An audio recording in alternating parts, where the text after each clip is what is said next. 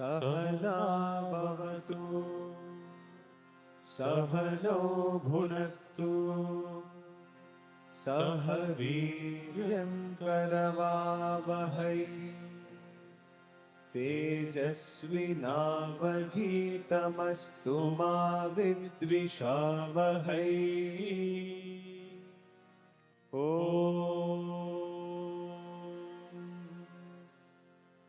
शान्ति शान्ति शान्तिः. When we started the university, we had to look for a motto, like all universities have. And we selected the motto from Bhagavad Gita, which is Yogaha Karmasu Kaushalam. Excellence in action is yoga, is how it is translated. But I said, no, it's perfection in action is yoga. Every act that is done perfectly is truly a spiritual act, because God is perfection. Now, some people understand perfection as doing it the way it should be done, exactly, without any deviation, without any mistake, without any error. That is perfection. Of course, that is, in the worldly way, that is perfection. If a song has to be sung in a certain way, it has to be sung in a certain way. It has to be sung in certain raga or notes. It has to be sung in that. You can't mix and match and mess that up. Similarly, a surgery has to be performed, or something has to be taught or built or said or done. They have to be done as per the standards that are meant for them. But in the spiritual parlance, perfection is not merely the external manifestation of the thoughts, words, and actions. That you think correctly, you speak correctly, and you do correctly just as per the norms and standards that are prescribed. That's not the real understanding of perfection. That is the external manifestation of perfection. But what is the inner essence of perfection? And once when I was quite young and I asked Bhagwan, he said, only Jnani can be perfect. Only a person of self-realization is perfect. All others are imperfect. And so whatever a self-realized person does alone is perfect. All others are done imperfectly only. From the worldly point of view, maybe the self-realized person cannot paint or draw or speak or sing or do things just as a good architect or an engineer or a doctor or a teacher or a singer can do. So worldly people will say, oh, he's not perfect in how he has done things. But in God's eyes, he is perfect because he's self-realized. A self-realized person is perfect from inside. So outside, whatever it does, even though it may not meet the standards of perfection as ordained by the authorities or the experts or the people around, yet his action is considered perfect by God. Because he is acting from the point of self-realization where there is no doership. Doership is that which contaminates perfection. So many times there are people are coming here singing, I have to just tolerate. I read somewhere, God tolerates excellence but expects perfection. So I have to tolerate a lot of excellence that happens on the stage. Because they are very good at what they are doing from the worldly point of view. But from the spiritual point of view, they are not perfect at all, because they have a lot of doership, ego, enjoyership, and attachment to whatever they're doing. And yes, they may say they're doing it for God, but somewhere they're doing for public appreciation and applause, somewhere to sort of show off their excellence in public and get some appreciation. So when you keep an eye on the fruit of the action and you are the doer, that action is imperfect. So yoga karmasu kaushalam is not just about doing it right on the outside. That is necessary. But more importantly, it is necessary that you are doing it right on the inside, which is having no doership and no enjoyership of the action. And jnanis live like that. They're perfect. They're perfect. Why? Because there is no doership in their doing. You may compare the notes and say, no, but they did not do it the perfect. There is a better artist or better engineer or better architect or a doctor who can do this better. Of course, they can do it better, but it won't touch God. It won't reach God. It's like fake currency note. Looks the same, but doesn't work. So Bhagavan was very particular that purity of your action, purity of your intention is the most important aspect of perfection. And that is what Ashtavakra Gita is teaching us, how to perfect ourselves as jnanis when there is absolutely no desire, no doership and no enjoyership. That is when your actions are perfect. That is when you are God-like. Not even like, you are God in that moment. Because you are just doing as God does. So this is very important for all of us to remember, especially those who are involved in so-called God's work. If they're involved in the world's work, which were busy making money and having a good time, don't even bother. But those who claim to be involved doing God's work, they better watch out.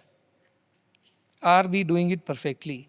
And what is perfection? Having no doership whatsoever, no enjoyership whatsoever is alone defined as perfection as per Bhagavan. So he said Gyanis are perfect because whatever they do it without any doership and enjoyership. That's why children are perfect. Why children are perfect? Because whatever they do, there is no doership in it. They'll do today and forget tomorrow. Do they make drawings and show me? Most of them are my caricatures, not even sketches. Far, far away from any resemblance of mine. And I'm so particular. And they are like, destroyed all my expectations. But in their imagination, they have done it perfectly. They're enjoying their creation. For them, whatever that thing is, one round circle on top and one big circle below and few lines coming out from here and there, that's me. And they don't forget to put the shalya, that is my, signature style. So that they put. And then that is how I know that this is me in that picture.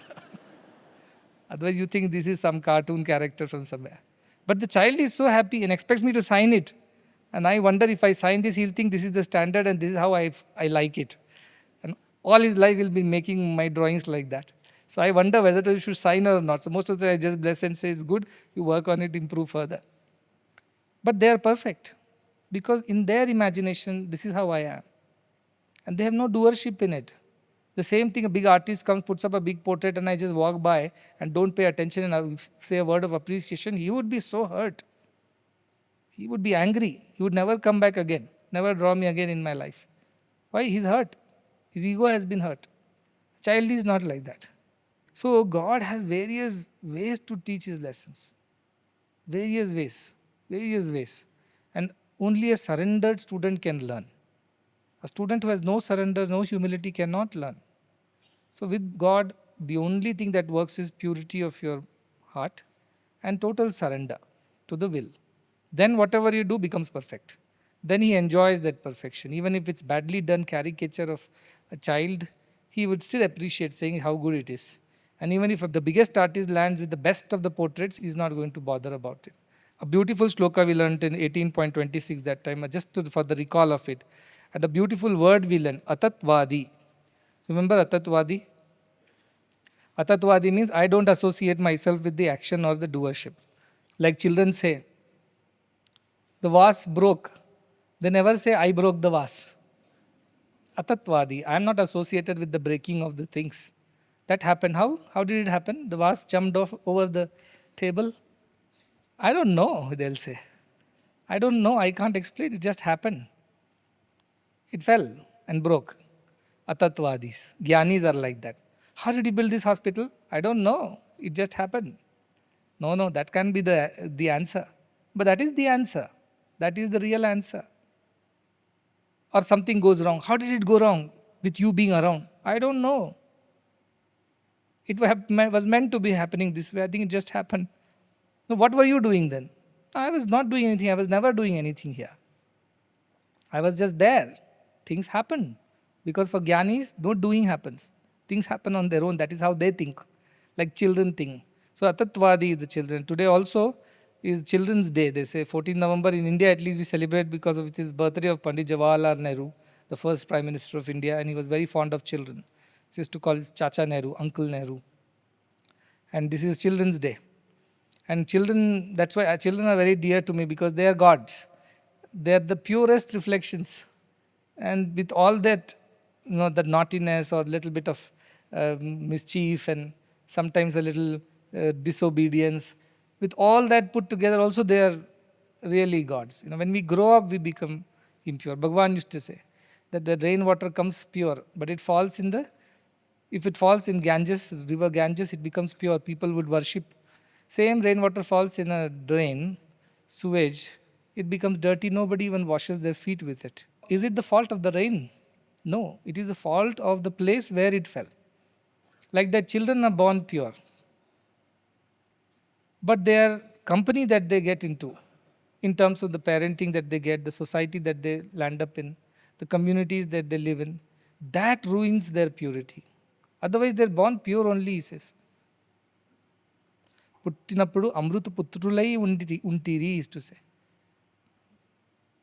While born, they were children of immortality only. They were not less than that. But over a period, they become dirty, like the water becomes dirty when it reaches the drain.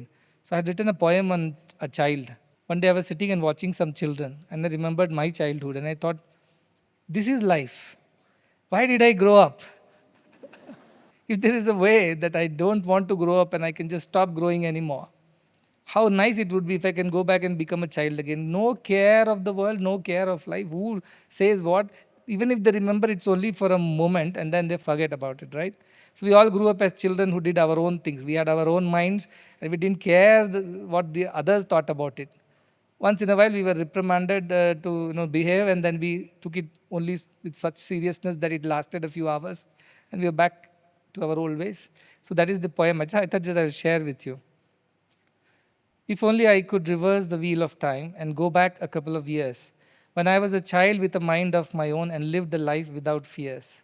If only I could be innocent again and be myself as I was to be, not burdened with wishes and desires that meant no deal to me. The birds spoke then, and so did the stars, and night came gliding on dreams, and the trees whispered as the wind whistled, sunshine came pouring in streams. When the world was a far, far happier place, made of a few homes on a street, and everyone knew everyone and everyone else, with not a stranger to greet. Life was simple, mostly food and fun, worries of the world were unknown, and I could ask anything from anyone, no guilt, no regrets to be shown. All were mine and I belonged to all, for the rules were not yet taught, that this was mine and that was theirs, and these were my own and those were not. How I wish I could be free again and not worry about tomorrow, living in the here and now of today with nothing from the past to borrow. How I wish I could fly and soar, not bound to any nest of fear, no more living a life for a life of no real gloom nor cheer.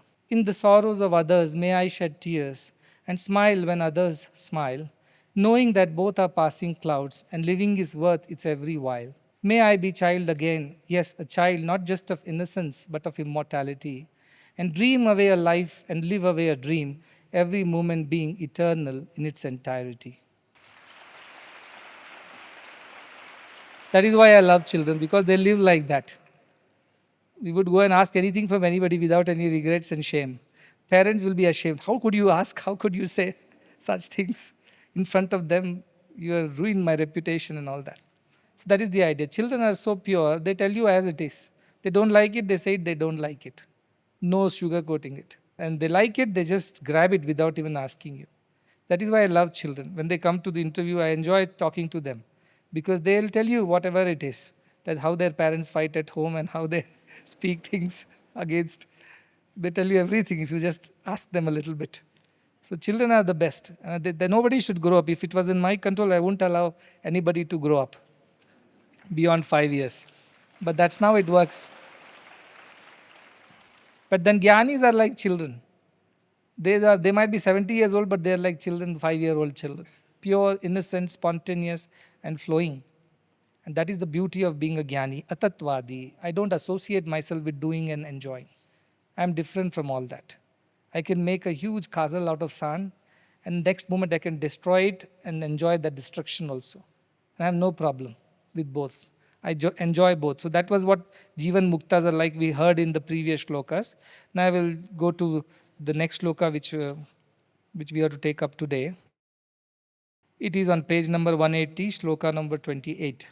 It says, Asamadhehe avikshepanna mukshur na chetaraha nishchitya kalpitam pashyan brahmaivaste mahashayaha. Continuing the qualities of these great ones. Mahashaya means the great ones. What did they do?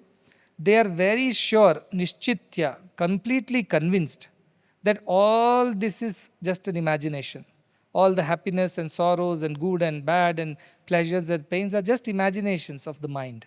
They don't really exist because they have seen Pashyan Brahmaiva. They have realized the truth. They have seen the truth. Seen means not physically. You can't physically see God.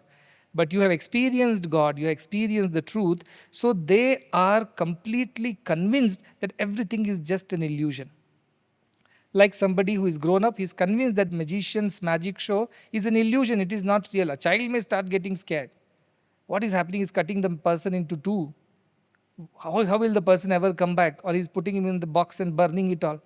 He will die. Or when he pulls out rabbits and pigeons from the hat or money from the hat, the child is getting all excited in the magic show. But the parents who have come, they would just watch and they would also enjoy, but they won't get attached to it. Children were there. Children watch these superhero movies and all that. They get so excited. They tie a towel around their necks and fly around like a Superman. They do all kinds of things because they think it's all real. They're superheroes who really exist and they can change the world and do this and do that and all that. Only when they grow up, they realize, no, those were just tales of fantasy. They were not real. They're not attached to it anymore. Like these Gyanis see through this falsity of the world. They see these relationships are shallow. These enjoyments of the world are shallow. Also, the sorrows are not real. They come and go. Nothing stays. However tragical thing might be, one overcomes it sooner or later. However happy a thing might be, doesn't last forever. So everything is just passing clouds, as Bhagavan used to say. So they are not attached. So they are convinced. We are also aware of all these truths. We have read enough books and heard discourses, but we are not convinced about it. Mentally, we might be convinced, but deep inside, we are not convinced about the ephemerality and transience of the world. We still are attached to it, for our dependencies are there, because desires are there. These people have no desire and dependency, so they're thoroughly convinced the world is not worth it. So, first line says, Asamadehe avikshepa na mumukshuh na chetaraha. These people, even then they are not in the state of samadhi, which is what is recommended for spiritual practices. Go into meditation, lose yourself in the absorption. All these ideas are given for the people who want to enjoy the self. And even when they are not in that state of samadhi, they are busy doing whatever they have got to do. Avikshepaha, they are undisturbed. When we are in samadhi, we are undisturbed. Why? Because we have cut off from all the actions, all the thoughts, and we have contained all our emotions, and now we are steady and enjoying that peace and equanimity. That is called samadhi. That happens when you sit down in a padmasana or in the early morning, you meditate and things like that. That can be done once in a while. But when you are not in samadhi, you are the most terrible person in the room. You are so angry with everybody, you are jumping and all, crying and complaining and frustrated. But when you go into samadhi, you are the very picture of peace. These people don't live like this. That when they are in samadhi, cut off from everything, that is when they are at peace. When they come out of it, they are turning everything into pieces. They are happy both ways. They are not disturbed. Avikshepaha. They are not disturbed even when they are not doing their meditation or samadhi or sitting in whatever posture. Because walking, talking, moving, every moment they are absorbed in meditation only. Their mind is in God. Body only is working in the world. So they are unaffected by the world and worldly things. That is their way. So mumukshuhu, these are the people who are desirous of freedom, of moksha, mumukshuhu. Only such people are capable of it. Nacha itaraha. Others are not capable of it. For others, morning 3:40 to 4:40, get into your meditation. 4:40 to 5:40, finish your bath and then do your prayers. 5:40 to, they have a schedule. Only when they follow that schedule are they in peace. If one day their schedule moves 5 minutes this way, that way, they lose all the peace. They can't even meditate, forget about talking peacefully to anybody. The whole day they'll be frustrated. I did not finish my meditation today. I couldn't finish my prayer. That person called up. This happened, that happened. They keep complaining whole day. They're so dependent on this idea of doing meditation. Only then they will be at peace. Whereas these people are peaceful everywhere. They're moving, talking, walking, sleeping, eating, meditation. Yukteswar Giri Maharaj was there. He was the guru of Paramahamsa Yogananda. That time Paramahamsa Yogananda was a very fresh apprentice at his ashram. And he was living with him, and he thought from the first day onwards, this guru will teach him how to do meditation, how to raise your Kundalini Shakti, how to realize the Brahman and all that. But he didn't do anything like that for this Paramahamsa Yogananda, who was very eager and excited. He told him, you maintain the kitchen, you watch over the kitchen and see to that food is served on time to everybody in the ashram. He said, that's all. I come here with great hopes of learning Brahma Vidya and you are giving me charge of the kitchen. And I believe he worked in the kitchen, he had ego clashes with the previous staff, because he was a new blood and didn't mix with others. And so then he said, forget, you are not even useful to run a kitchen. What will you learn things? You go sweep the terrace. because the dry leaves would fall from the tree, so keep sweeping. This Param Sivananda was crestfallen. He said, I think I landed in the wrong place. My parents talked such big things about Yukteswar Giri Maharaj. And here he is making me clean the kitchen, cook food, in charge of cleaning the terrace. What is all this? He said, this is no guru. And then on top of that, he had one doubt, because they all were supposed to wake up at 3:40 a.m. early in the morning and do certain rituals and prayers and meditations. Whereas Yukteswar Giri won't wake up. He would be sleeping. And he'll wake up someday at 5 o'clock, somebody at 3 o'clock, somebody at 6 o'clock, his wish. So this Yukteswar, his schedule was very erratic. So our Param Sivananda thought, what is this kind of guru he is? He himself does not follow anything and now expects us to follow everything. Why should I wake up at 3:40 in this? So one day, stealthily, he went into Yukteswar Giri's room when he was sleeping, around 4 o'clock or something like that, early in the morning, and went to check whether he's sleeping. And then he saw he was very steady, like very steady, not moving at all. So he thought he's dead. He put his finger near the nose of Yukteswar Giri. There was no breath. And he raised a huge hue and cry in the ashram. I think our guru has died. Others knew that this is how he is. He'll go into a state of samadhi, he doesn't need to even breathe. He will hold all his bodily functions and bring it to a complete state of stillness. But he's a new fellow, a novice. So he jumped around, cried, shouted. Everybody said, calm down. This is now how it is. He's not dead. He's like this. He's in samadhi. But samadhi we are supposed to do while sitting, right? Upright in Padmasana and all that. How can he go to samadhi lying on the bed? That was his doubt. Because we are so very structured. Rule books are there for us. It's good. Initially it is all necessary. But for the one who has reached that state, even if he is lying down in the bed, he is still in the state of samadhi. Anyway, after some time when Yukteswar Giri Maharaj came out of his samadhi, he asked him, what were you doing near my nose? He asked him. It means he was aware this man came and went, even though he was lost in whatever absorption. So what can you put rules for these people? Why? How could you lie down and do samadhi? Get up, sit, and then do samadhi. And that is supposed to happen between 3:40 and 4:40, not a minute after that. A bell will ring and you should get up and do the next thing. Who can tell these jnanis? They are living in that state as they live. They don't need to do anything to live in the state. They are effortlessly living in the state. And even while they appear to be very agitated, frustrated, busy, doing so many things, deep inside they are not touched by all this. That is why asmadehe avekshepaha, he says. Even though he is not in samadhi, still he is not disturbed. Others need samadhi to be calm and undisturbed. These people moving around, doing whatever is required, they can remain undisturbed. That is the beauty of jnanis. Such states do exist. They live like a mirror. That is the best analogy. A mirror reflects whatever comes in front of it. If a beautiful person comes, it reflects the beautiful person. If the ugly person comes, it reflects the ugly person. If nice things come, so be it. Bad things come, so be it. And next moment, there are no attachments. The image does not stick to the mirror. The reflection does not stick to the mirror. Mirror is free again. The very moment the person leaves, mirror is free again, reflecting nothing. And when again somebody comes and stands, it reflects that. Jnanis live like they interact with the world as it is necessary. And they have no problem. This is sinner, that is sane, this is good, that is bad. They interact with everybody with the same feeling. And when the person leaves, they're back to their state of absolute untouched, undisturbed state of mind. Even when they're reflecting, they're actually not disturbed. Is the mirror disturbed by reflecting the objects? No, mirror is mirror. Means you become the mirror and see. When you look at your image in the mirror, then it looks like mirror is disturbed. Because when you move, the image moves, looks like you have disturbed the mirror. And if there is nothing, the mirror is absolute, still, peaceful, clear. But the truth is that mirror was always still, peaceful and clear, even when it was reflecting you. Images were moving, the mirror was steady. That is the idea. These jnanis will work in the world, be busy, do whatever is necessary and appropriately also. But in them, inside of them, they are not touched, they are not moved, they are not disturbed like a mirror. And nothing sticks to them. Good does not stick to them, bad also does not stick to them. They go back. In fact, I should not even say they go back to the state. They are always in that state. It is an appearance that they have changed their state from now reflecting nothing to now reflecting somebody. That is the problem of the onlooker. Who is seeing those changes and differences? Mirror by itself is not changed at all. Appears to have changed, but it has not changed. Appears to have been disturbed, distorted, or whatever movements have happened. But actually the mirror by itself has not moved at all. It has remained the same before reflecting, during reflecting, and after reflecting the image. It was always the same.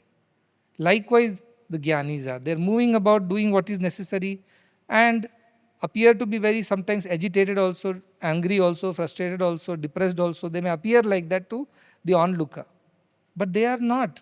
Inside of them is absolutely steady and pure, like a clean, clear mirror.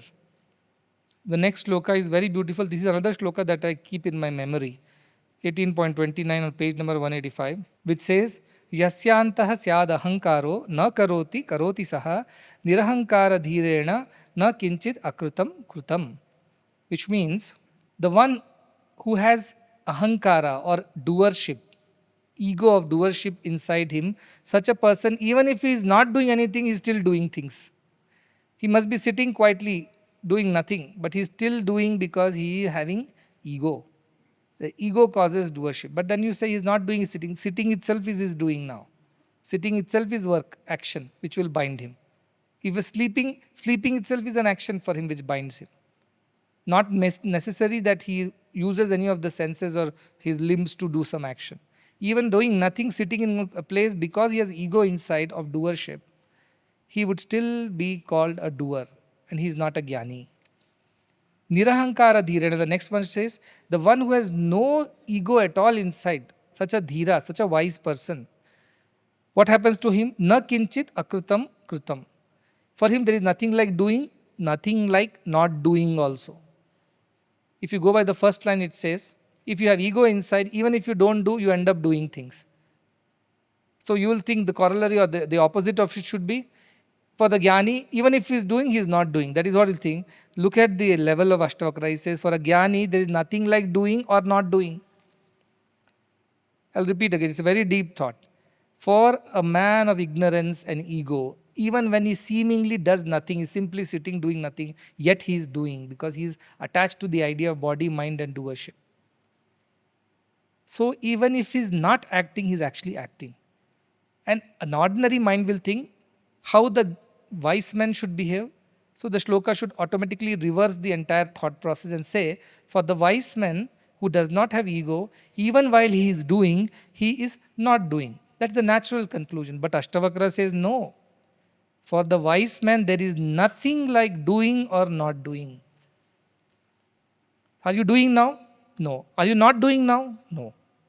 Both ideas do not exist in the wise person. Then how does all things happen?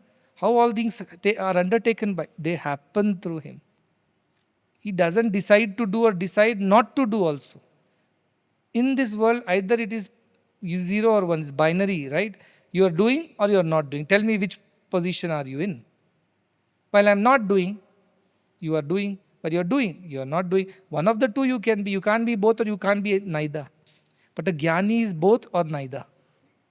For him does not matter. Appears like he is doing but he is not doing. Appears like he is simply sitting but he is actually doing something. So the idea of jnana is the doership completely disappears from such a person. Yadayat kartum ayati. Whatever comes his way as per the divine will, he executes and becomes happy. Today you make him the president, he will be happy to be. Tomorrow you remove him from that post, he is happy that way also. Give him all the responsibilities, he'll happily execute it without complaining.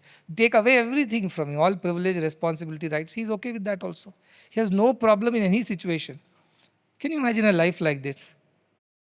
What kind of life this must be? What freedom in that life? No pressures.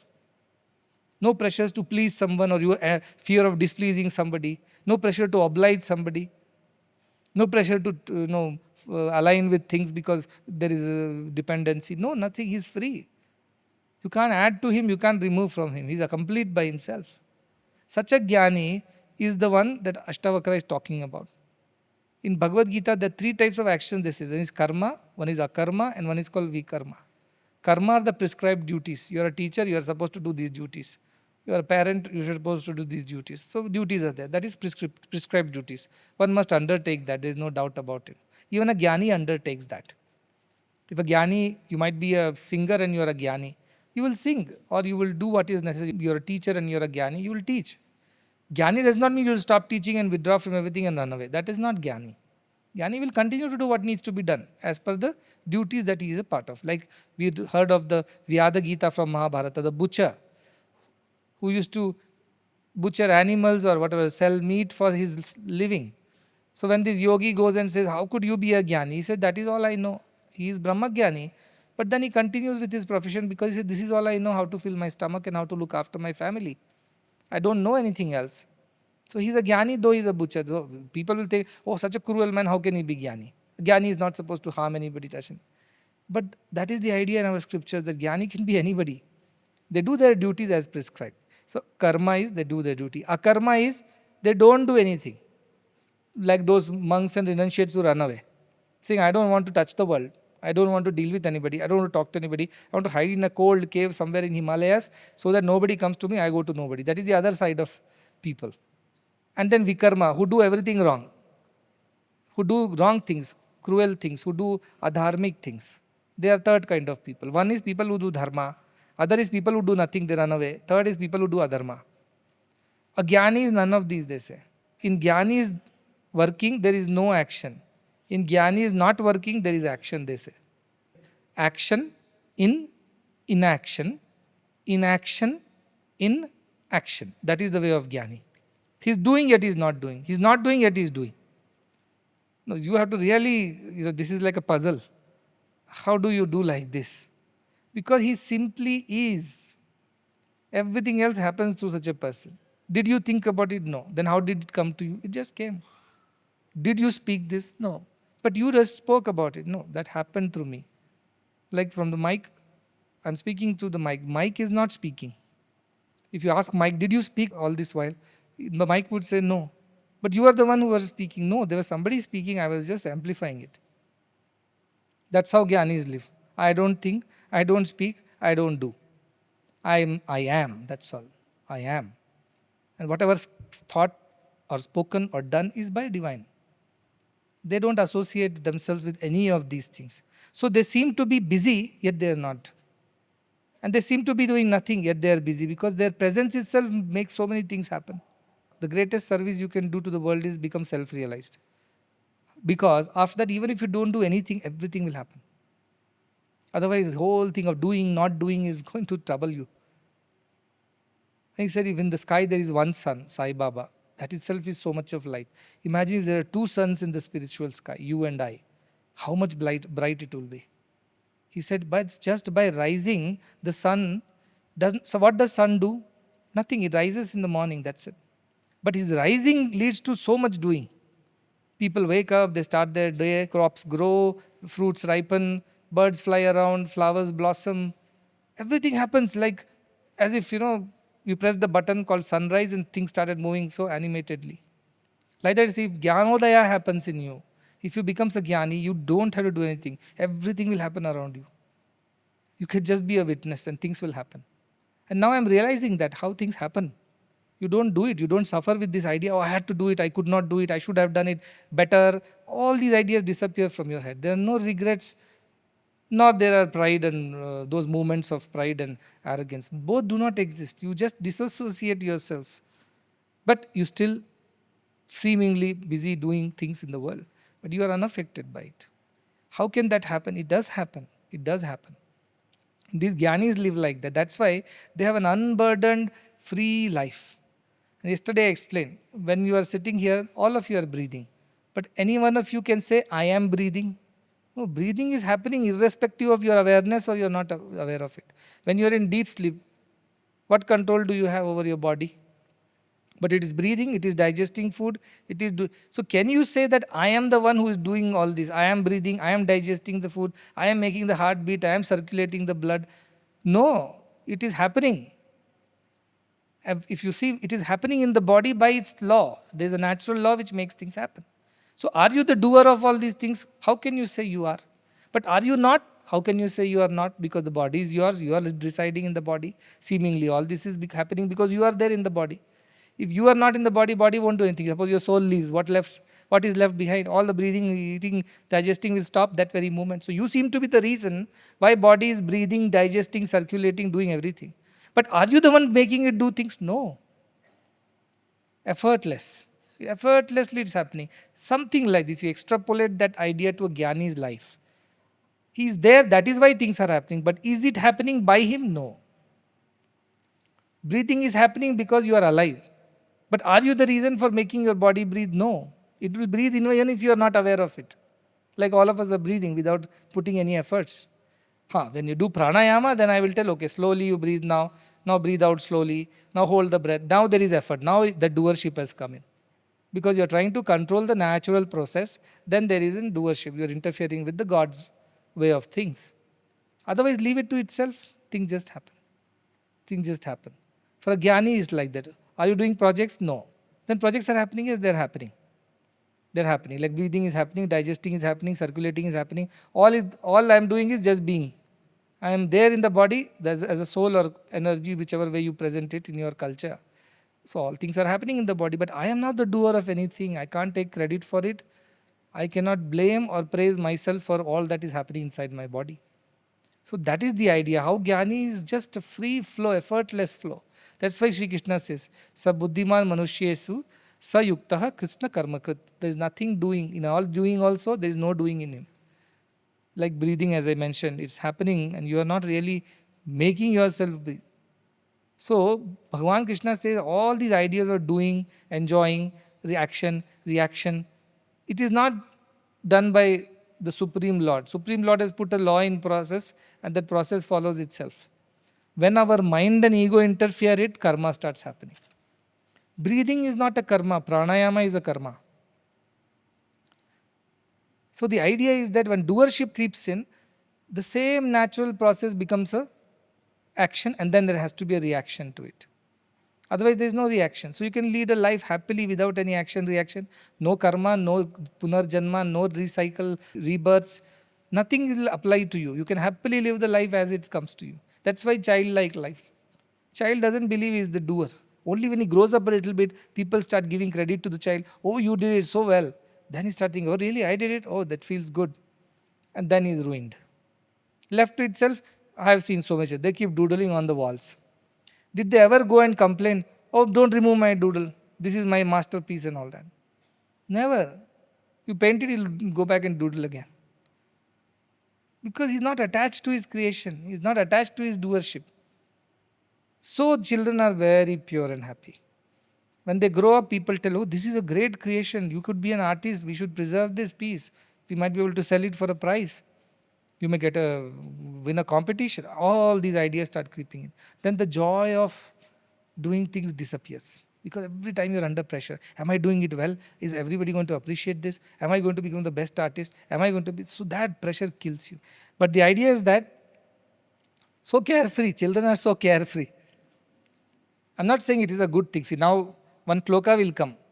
If some of you are planning to live like this, for them the shloka is going to come next. When Jnani does one thing, it has one meaning to it. The same thing a Jnani cannot copy. Saying, oh, he didn't write notes, I also won't write notes. No, he's a Jnani, he'll manage it somehow. You are a Jnani. Many people are there, the smart fellows in the class, they don't seem to study any time. They'll be playing all the time, and these dullards, they'll think we can also play like them and get marks. But when exams happen, the smart fellow will get marks without studying, and this fool who copied means who followed him in his footsteps of playing all the time, fails. So Jnanis have certain way of doing things because they're Jnanis. These rules don't apply. You didn't meditate, so how can you experience Brahman? You didn't meditate, so how can you be a yogi? They don't need to. They've crossed all these levels. But a Jnani cannot copy them saying, he didn't meditate, why should I meditate? You are not a wise person still, you have not realized, so you better follow the rules. So Ashtavakra tells that yes, there are no rules that apply to a Jnani, but only when you become a Jnani. Till then, Jnanis also have followed rules. So that is the idea. So 30th shloka which says, No dvignam nacha santushtam akartru spandavarjitam nirasham gata sandeham chittam muktasya rajate. His heart is full of joy. Muktasya rajate. His heart, chittam, is full of joy. Why is full of joy? Because he has nirasham, no desires, and gata sandeha, no doubts. No desires that I need this world, I need to enjoy this world, I need to avoid this, I need to accept this. Those desires are not there. Why? Because he's completely convinced without doubt this world is ephemeral, transient, impermanent, illusory. So why should I run behind this? What comes by way of it, let it come. I will deal with it. On top of that, I don't want to put extra efforts to enjoy the world or reject the world. That is not there in them. But if something wealth comes by virtue of it, okay, we will deal with it. If poverty comes, so also we'll deal with it. Good name comes, we'll deal with it. Bad comes, we'll deal with it. I am not making extra efforts to avoid bad name and attain good name and avoid poverty and attain wealth. Efforts I am not putting. What is happening on its own, so be it. That is the kind of idea. So nirasham, gata sandeham, they have no doubt that this world is not worth pursuing. What comes by virtue of it, let it be. If it doesn't come also, so be it. That kind of nirasha and gata sandeha. No udvignam nacha santushtam. They don't have udvignam, they don't have agitation in them. Things didn't work out the way I planned, how much I put efforts, it didn't turn out to be the same as it was supposed to be. I am so frustrated, agitated, I will give up, I don't want to do it anymore. These ideas don't occur to them. Okay, it didn't happen, fine. I put my best foot forward, whatever was supposed to happen, happened. Then, nacha santushtam akkatrum. These people are non-doers. So, santushtam, this idea of I'm happy, see, udvigna means I'm not happy. Then santushtam means I'm happy because this happened just the way I expected it to be. It turned out to be perfectly as it was. So after having done something like that, I should be happy. No, because they are non-doers of anything. So they are non-enjoyers also. Akartru means those who have not done it at all. Why should they enjoy or suffer? Though it is being done through them, they don't do it, they don't associate with it. So spandavarjitam, they are free from any disturbances. Spandanam means some kind of a disturbance. So they are free from all that agitation, movement, disturbance within. They're doing, on the surface, they are the ones who are speaking, doing, acting, everything. But inside them, they are not. They are unaffected because they have no desire for the doing or not doing.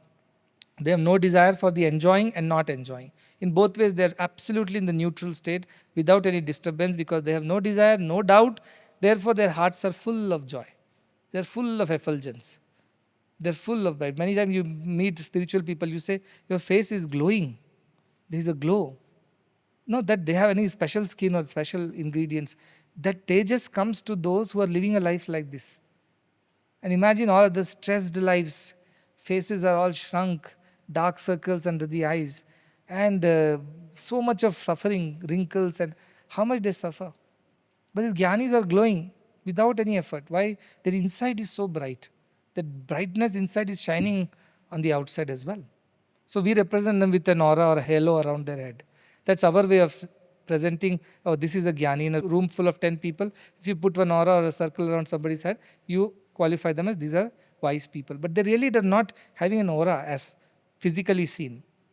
But their energies are so pure. There is some shine, there is some effulgence in them, which is by virtue of they being free of any stress and worries of doership and enjoyership, without having any desire. That is why they are glowing.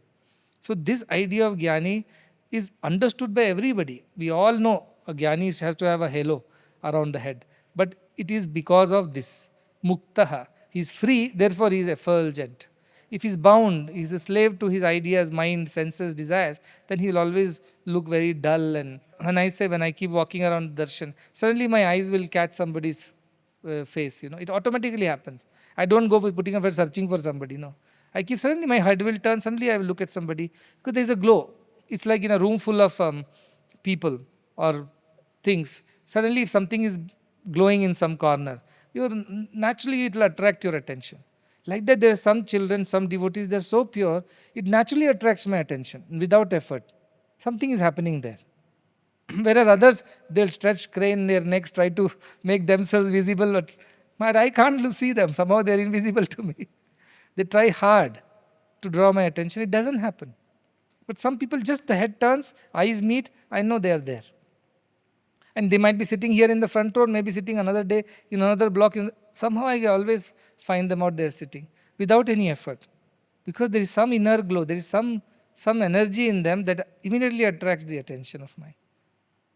Bhagavan once said, it's like there are a lot of stone pebbles are there and there is a diamond in it, which is shining. When you're looking around, will your attention not stop at the diamond? Because it is glowing, whereas the other stones are not glowing. Likewise, I can identify the purest people in the crowd because they are glowing. There is a spiritual glow, there is an energy which draws my attention. So I spot them out even in a big crowd. And I'm sure you would have experienced, many of you would have experienced this. But otherwise, even if you stand in front of me, I can see through you. But when you are not pure, when you are not, he'll see through you as if you don't exist. And he'll identify somebody sitting on the 20th row and call him.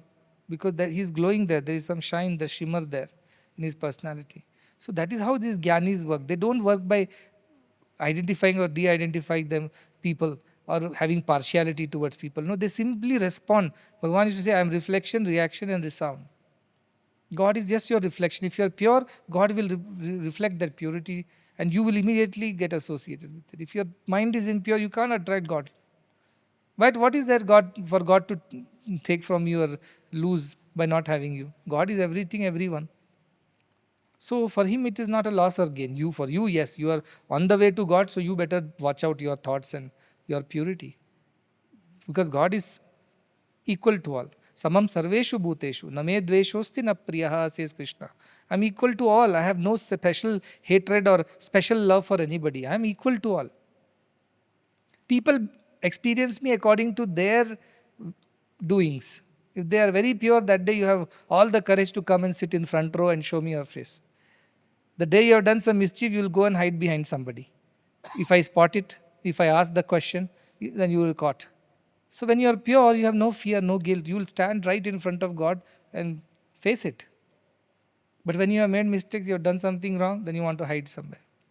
Hide somewhere because you don't want to be spotted by God. Worst, if He catches you and announces in the public what you had done. That will be such an embarrassment. So you want to hide that day. This is how our minds work. But jnanis are pure. They have no fear because they're convinced this world is not worth running behind. Okay, if something comes by virtue of it, so be it. They are not here to sit and calculate how much they had achieved by end of the day, how much they lost, and accordingly behave. That idea does not occur to these jnanis. They flow. They are absolutely peaceful. One story I have written on page number 193, I read it in Ramana Maharshi's book. I believe earlier he used to live in a cave, and then his small hut was built for him, and few of the disciples moved in, and they started living with him. Of course, there was no real wealth with him. Whatever little donations used to come, he'll keep it in a cupboard. Food will be there, which they will cook and eat. So he has a very simple life. It so happened that one night at 2 a.m., thieves broke into his little hut because they thought this man has become popular. He must have got good donations. He must be storing it all in his room. So they came and they broke in.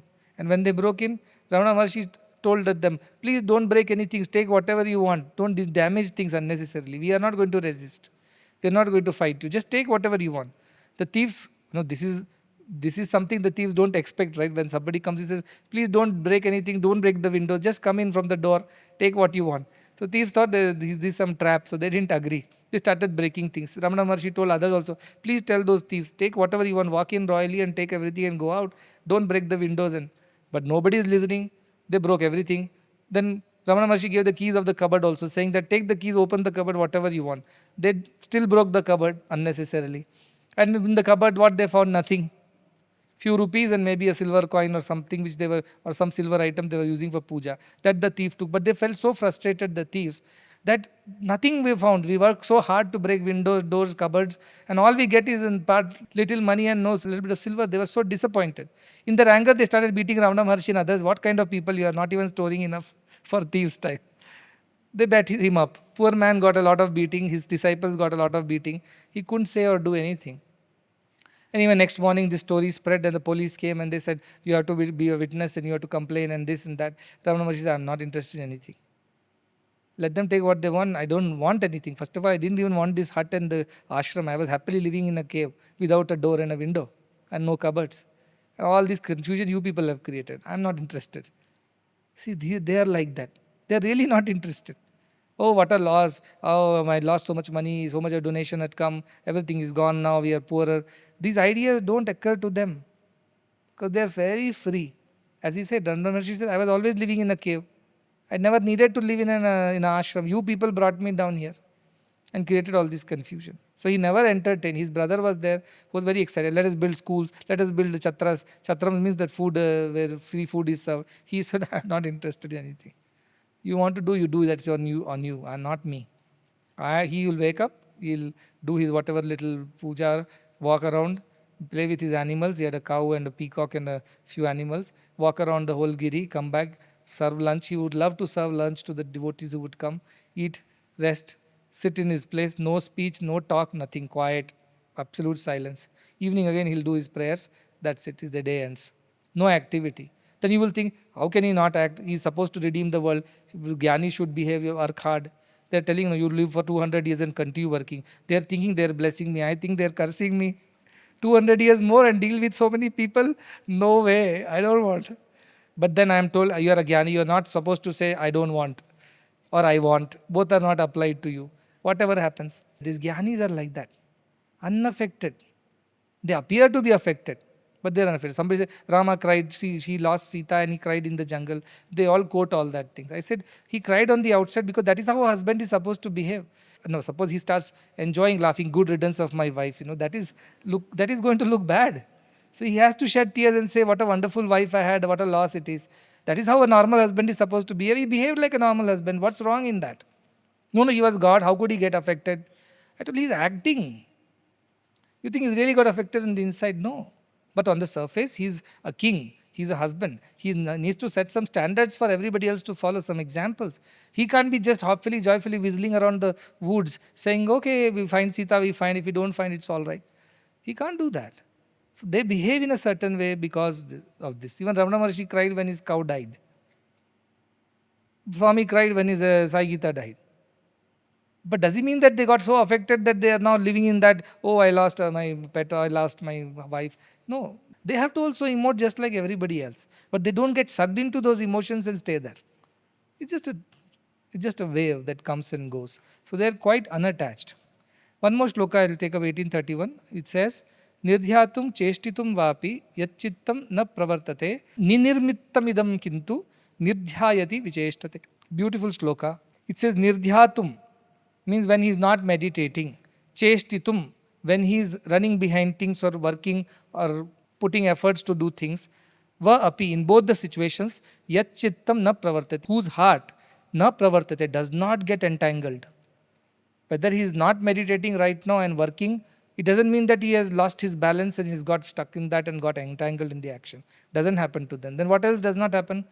Nirmittam idam kintu. Ninirmittam means without any reason, spontaneously they work.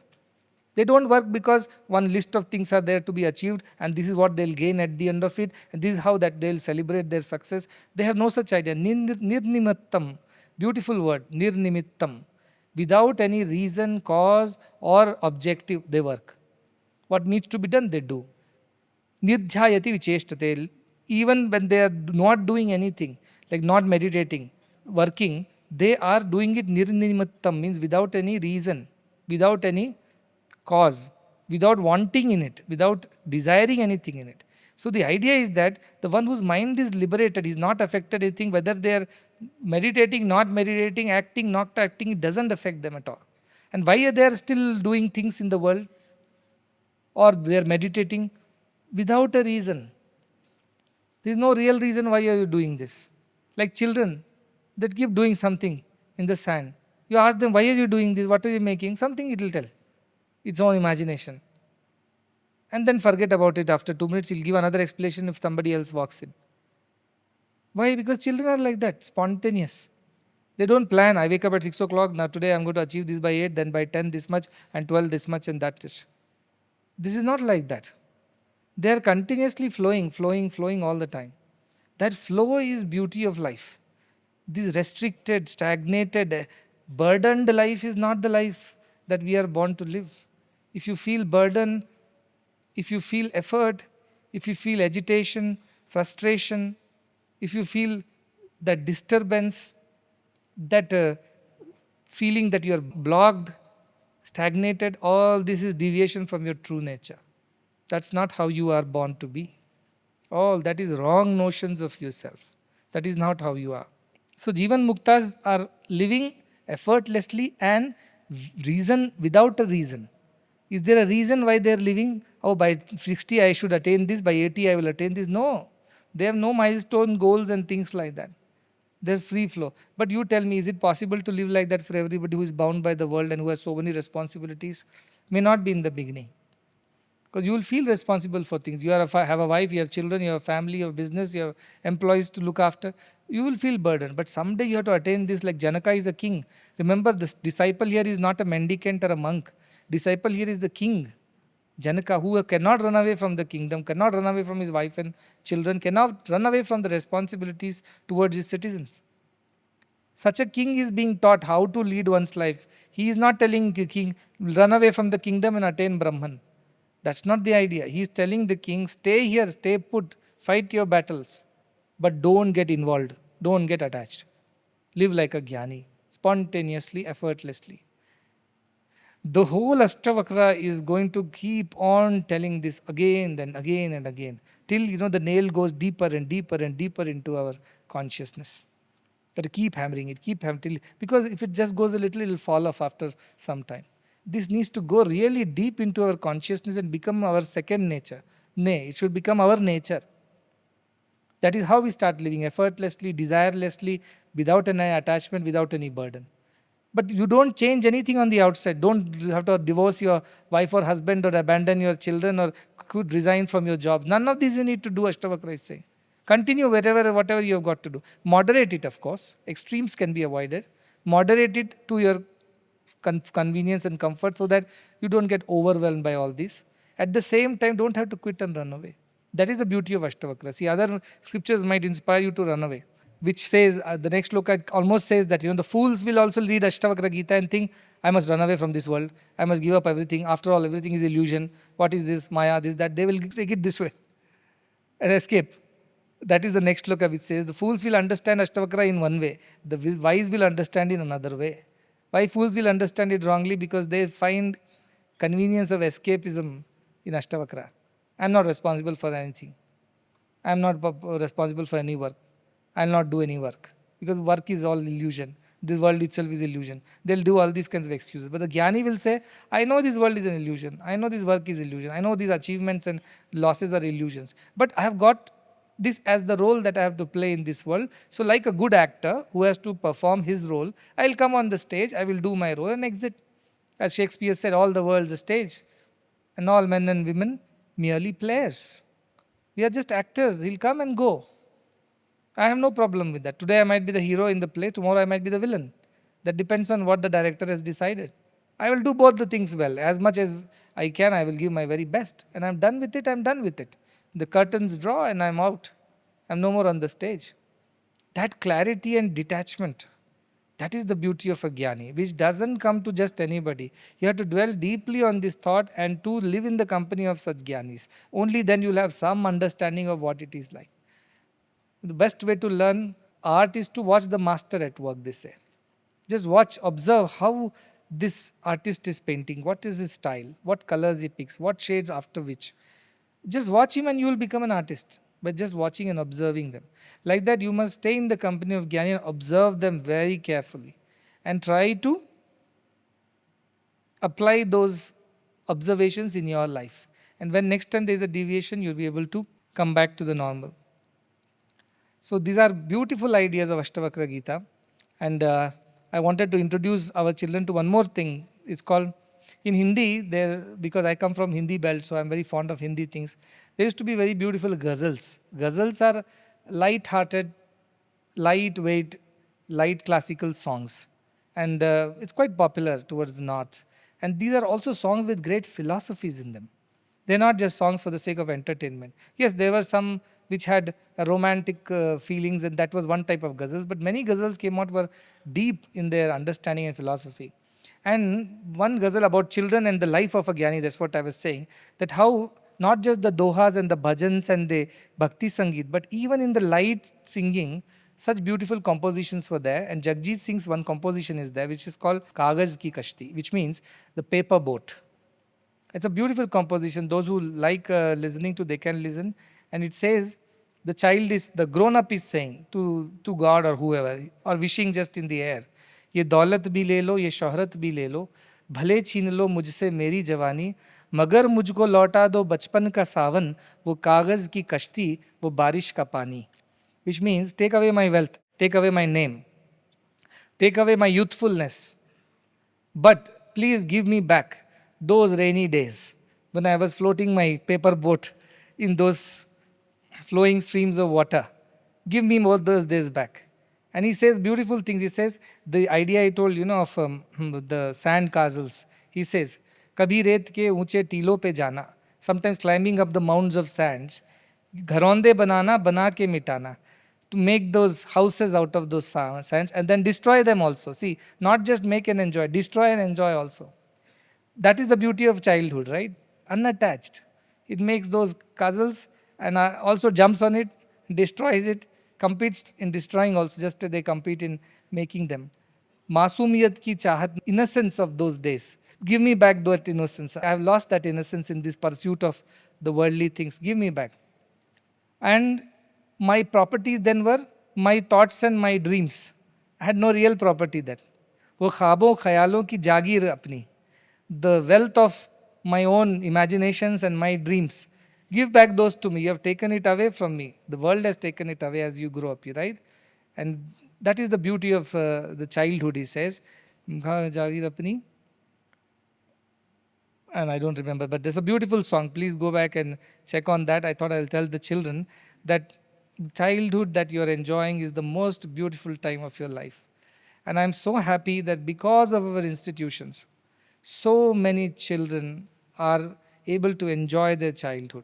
But I am very passionate about preserving and protecting the children because that time will never come back, how much ever you want. That innocence, that purity, that carefree, that abandon, it will never come back in our lives again. So do not allow any child to suffer because that was the most beautiful part of their life that they will never get back once they lose it. Let them remain innocent. Let them remain carefree. Let them remain happy. Let them remain unattached, unaffected.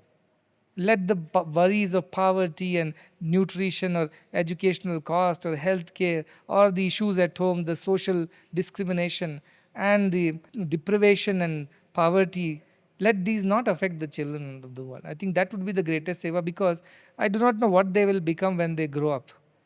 They may become good people, not so good people, maybe even bad people. That's beside the point. What's important is that as children, they have enjoyed that pure childhood. And once they grow up, I know that purity will come back to them sooner or later. I know instincts will kick in as soon as they come to teenage. Their past impressions, all that they're carrying from their previous lives will definitely interfere with that innocence. But yet there is hope because once they mature and they understand the difference between the right and wrong, they will become children again. And children of not innocence alone, as I mentioned, it's children of immortality. So that is the idea why I'm so passionate about children. And I feel every child deserves a good life. And the responsibility of the society is to ensure that every child has a wonderful childhood. I think that is the greatest seva we can do because once that goes, you cannot get back. And how I wish that I can be a child again, but we can. It's not given to us. Life is lived forwards and understood backwards, they say. But that is the regret of life. So please do make everybody's childhood more wonderful, more happy. And here are the two lines of that ghazal. It says, ये दौलत भी ले लो, ये शोहरत भी ले लो, भले छीन लो मुझसे मेरी जवानी, मगर मुझको लौटा दो बचपन का सावन, वो कागज़ की कश्ती, वो बारिश का पानी, वो कागज़ की कश्ती, वो बारिश का पानी, ये दौलत भी ले लो, ये शोहरत भी ले लो, भले छीन लो मुझसे मेरी जवानी.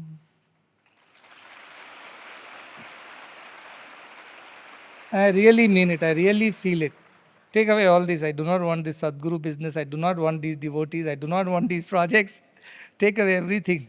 But give me back that childhood abandon, that carefree life, living on the edge and caring nothing, not taking notes in the class and filling the notebooks with doodles. Give me those carefree days back. I was not bothered. I was first in class or last in class. Please give me back that freedom, that joy. But that joy can also be lived again if you become a jnani. So yes, in some way you can get back your childhood only if you become a Jnani. So you can enjoy that Jnani's way of life if not your childhood again. Please strive for such a freedom, such an effortless, such a burden-free life. And that is possible for everyone because Ashtavakra says it is possible.